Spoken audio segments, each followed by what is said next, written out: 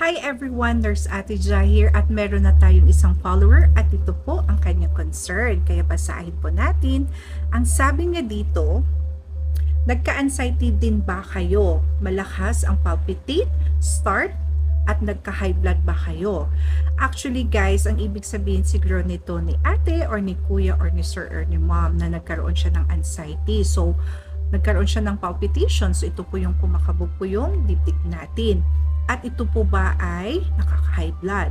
So, hindi naman po ibig sabihin, once magka-anxiety kasi tayo guys, ito po nagkaroon tayo ng stress hormone. So, ito po yung tinatawag ng cortisol hormone na magkakos ng ating stress. So, once magkaganito kasi guys, kasi marami ka nang iniisip, so kinakabahan ka na.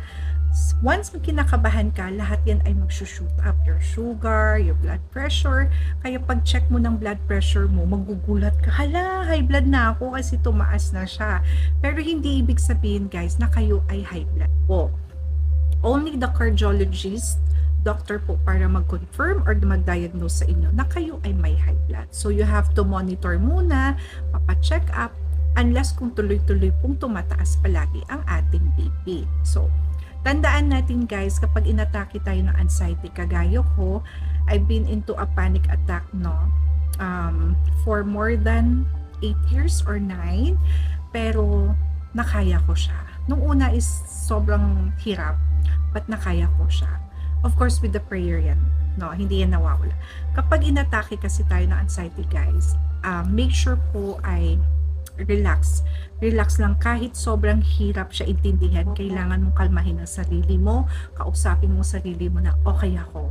Wala akong problema. It's just that inaatake na lang ako ng anxiety ko. Yung ganun.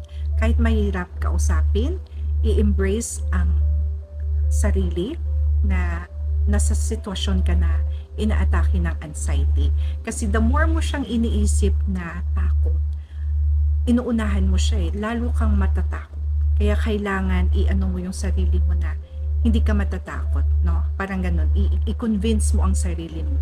Basta once inatake ka na anxiety, you have to practice your breathing exercise. Yun lang.